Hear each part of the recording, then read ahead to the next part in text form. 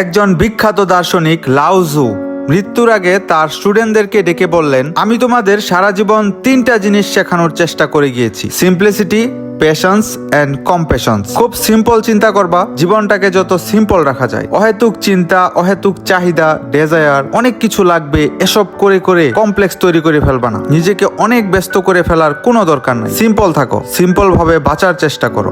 আর 2 নম্বর যে কথাটা তিনি বলেছেন তা হচ্ছে ধৈর্য। ধৈর্য হারাবা না তো হারাবাই না, যে কোনো কাজে ধৈর্য রাখবা, দেখবা সেটা একদিন না একদিন হবেই। 3 নম্বরে লাউজু বলেছেন কম্প্যাশন, অর্থাৎ করুণা। তিনি কি বলেছেন জানেন?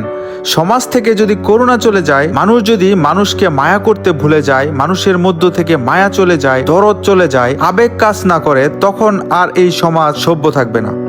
সৃষ্টির সকল জীবের প্রতি করুণা করতে বলেছেন তিনি। মানুষ যখন আত্মকেন্দ্রিক হয়ে যায়, নিষ্ঠুর হয়ে যায়, তখন সমাজ আর সমাজ থাকে না। তখন মানুষ আর সামষ্টিক মঙ্গল, সামষ্টিক সুখ নিয়ে ভাবতে পারে না। মানুষ হয়ে যায় তখন হিংস্র। সো 3টা বিষয় আমাদের মাথায় রাখতে হবে। সবসময় সিম্পল ভাবে বাঁচুন, করুণা রাখুন অন্যের প্রতি, সৃষ্টির প্রতি, আর ধৈর্য রাখুন।